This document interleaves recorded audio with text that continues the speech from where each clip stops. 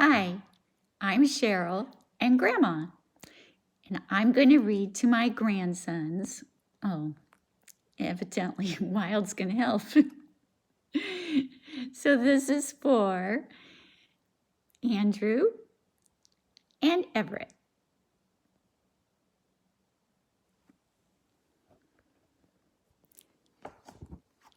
The name of our story today is Tops and Bottoms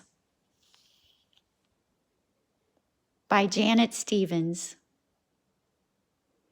Looks like an awfully lazy bear.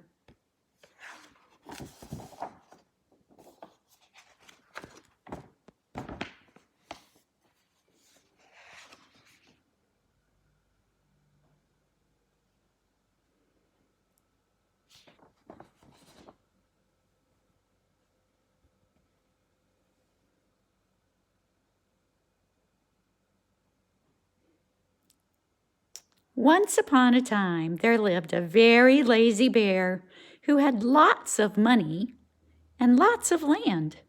His father had been a hard worker and a smart business bear, and he had given all of his wealth to his son.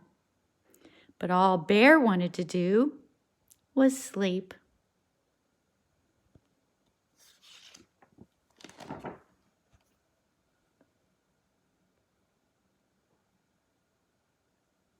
Not far down the road lived a hare. Although Hare was clever, he sometimes got into trouble. He had once owned land too, but now he had nothing. He had lost a risky bet with a tortoise and had sold all of his land to Bear to pay off the debt. Hare and his family were in very bad shape. "The children are so hungry, Father Hare. We must think of something," Mrs. Hare cried one day. So Hare and Mrs. Hare put their heads together and cooked up a plan.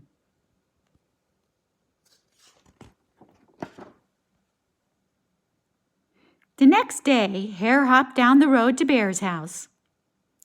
Bear, of course, was asleep. "Hello, Bear, wake up! It's your neighbor, Hare, and I have an idea." Bear opened one eye and grunted. "We can be business partners," Hare said. "All we need is this field right here in front of your house. I'll do the hard work of planting and harvesting, and we can split the profit right down the middle. Yes, sir, Bear, we're in this together. I'll work and you sleep." "Huh?" said Bear. "So what'll it be, Bear?" asked Hare. "The top half or the bottom half?"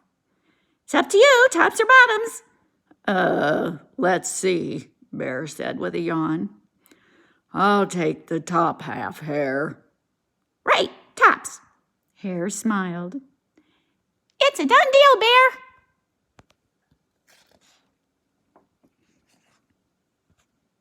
So Bear went back to sleep, and Hare and his family went to work. Hare planted, and Mrs. Hare watered, and everyone weeded.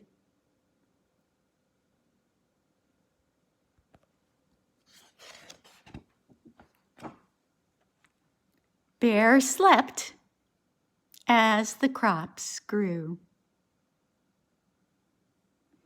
When it was time for the harvest, Hare called out, "Wake up, Bear!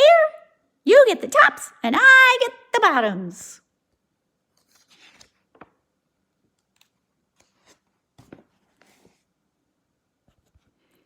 Hare and his family dug up the carrots, the radishes, and the beets. Hare plucked off all the tops, tossed them into a pile for Bear, and put the bottoms aside for himself.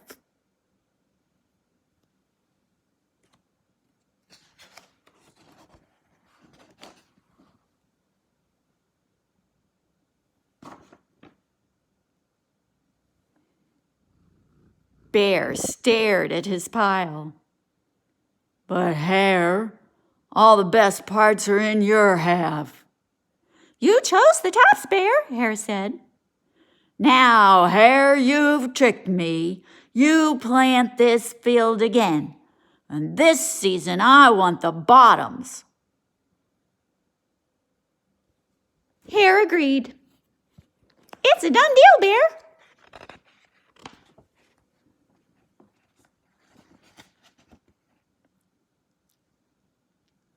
So Bear went back to sleep, and Hare and his family went to work. They planted, watered, and weeded.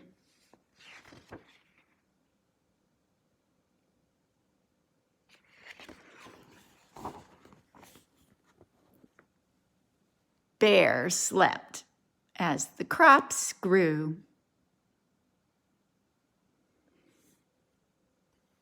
When it was time for harvest, Hare called out, "Wake up, Bear! You get the bottoms and I get the tops."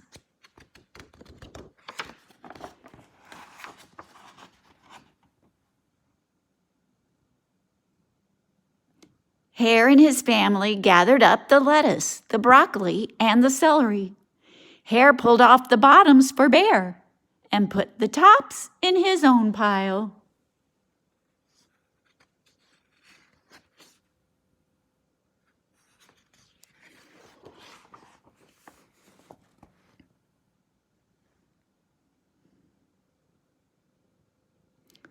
Bear looked at his pile and scowled. "Hare, you cheated me again." "But Bear," Hare said, "you wanted the bottoms this time." Bear growled. "You plant this field again, Hare. You tricked me twice. And you owe me one season of both tops and bottoms." "You're right, poor old Bear," sighed Hare. "It's only fair that you get both tops and bottoms this time. It's a done deal."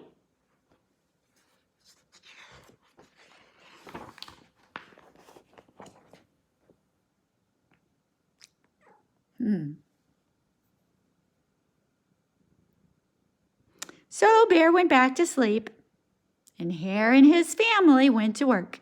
They planted, watered, and weeded, then watered and weeded some more. Bear slept as the crops grew.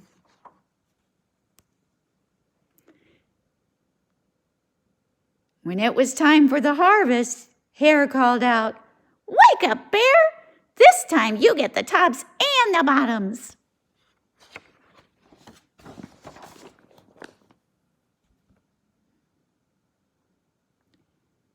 There, in front of Bear's house, lay a high field of corn. Hare and his family yanked up every cornstalk.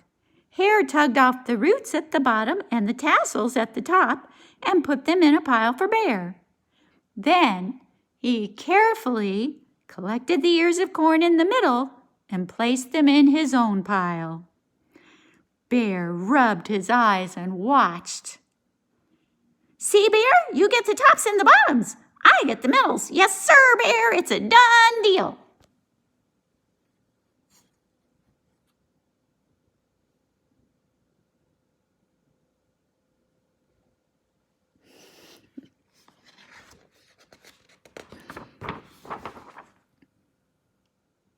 By now, Bear was wide awake. "That's it, Hare," he hollered. "From now on, I'll plant my own crops and take the tops, bottoms, and middles." Hare and his family scooped up the corn and hopped down the road toward home.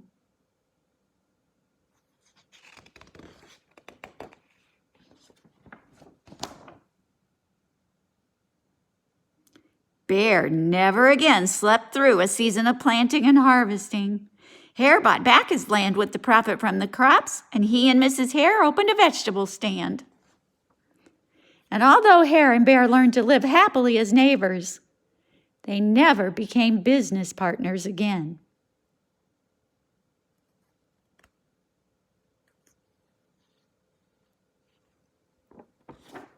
The end.